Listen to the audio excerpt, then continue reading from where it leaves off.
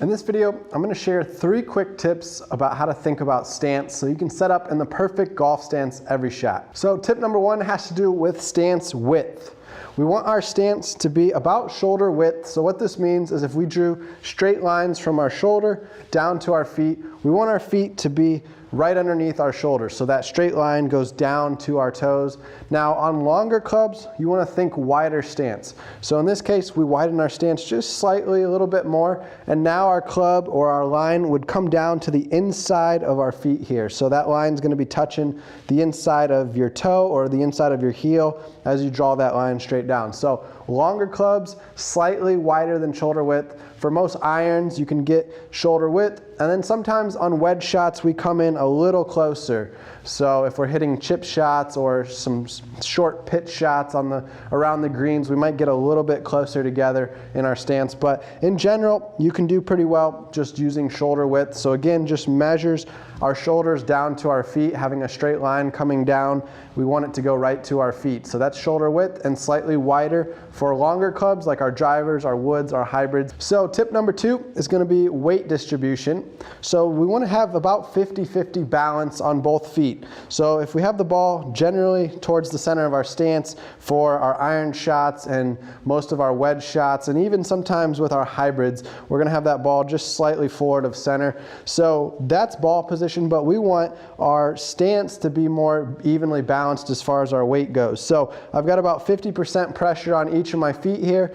Now if we're hitting driver, we might put a little bit more weight on this back leg since the golf ball is going to be a little more forward in our stance. The golf ball typically for our drive is going to be coming right off our heel here. So we're going to be stepping back behind the ball a little bit here with our body weight. So more of our weight shifted back to this back leg, maybe 60% back here, 40% off our front leg. We don't have too much weight back here where we could pick this leg up and stand on just this one leg. We still want to have some weight down, keeping this leg on the ground. So 60-40 is usually where you want to be for driver, and then moving back towards more 50-50 distribution when we're hitting from more of the middle of our stance with our irons and our wedges. All right, and then tip number 3 is going to be posture. So setting up to a golf ball, we want to make sure that we have some spine tilt forward towards the golf ball. We don't want to be standing too much upright, and we don't want to be too far hunched over the golf shot. So we want to just start off kind of standing straight up, set our club out to the golf ball. That's going to pull our arms away from our body.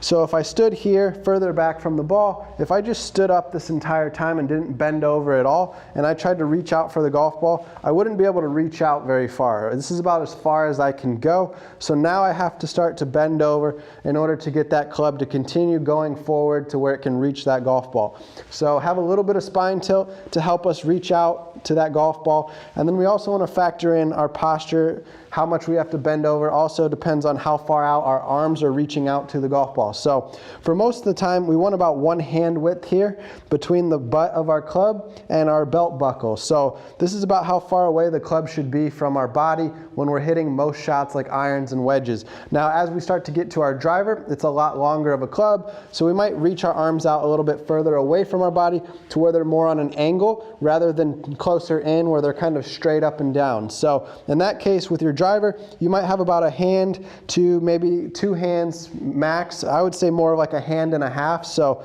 1 hand here and then maybe another half of a hand here is about how far away that club should be from your body with a longer club like a driver. But again, most clubs are going to be about a hand width apart here. So as I grip my club here, I can set up to my golf ball. We can just step up closer to it with our feet so we're not standing too far back from the ball with our feet, and that's how we can get closer to where we're about a hand width away from our club. So just kind of find what feels comfortable for you as you're doing your setup, but keep in mind we want to have some forward lean on our spine tilt here so that we can get over the golf ball a little bit more and we're not standing up too vertical. So as we bend over here, then we want to focus on that weight distribution, making sure we've got our weight distributed, and then we want to focus on where that ball position is in our stance based on what club we're hitting. So again, for most long clubs, we're going to move the ball more forward in our stance. For most irons, we're going to put that golf ball back near the center of our stance as well, so that we can make that descending contact into the golf ball with our irons.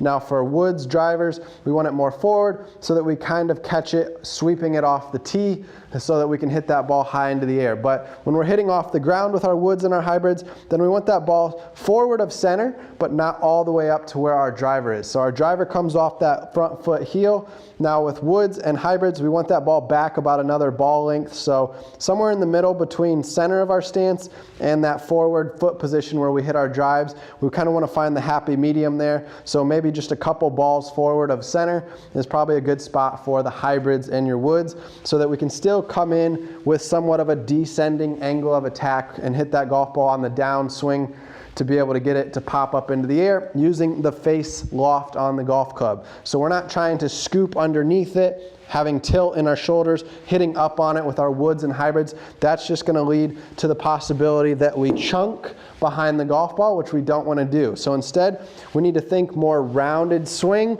coming down, kind of at a steeper angle of attack to be able to hit that golf ball, but we want to keep it rounded so that we can strike it as we're coming back around. We don't want to just pick the club straight up and try to swing straight down at a really steep angle. That's not what we mean with hitting down on the golf ball. Hitting down on the golf ball just means our shaft is pretty much straight at impact or slightly leaning forward, and that allows that club face to come down at a descending angle to hit the ball, and then we hit turf, and that creates a divot after the golf ball. So if you're striking shots behind the ball, hitting this rough back here, it's probably because you're tilting yourself back and you're coming through trying to hit like a driver swing, and you're dropping those hands, those arms down too soon, hitting the ground. So we got to keep those shoulders more level so that we can come into that golf ball on a more descending angle of attack. And we do this by getting our weight somewhat shifted forward. So again, there's other contact ball striking videos I've got made that talk more about this technique, but it all starts with our stance, getting that ball in the right ball position point. So having it slightly forward of center, that's going to help us on the downswing be able to get into that right position to be able to make the right types of contact with the ball. So think about ball position.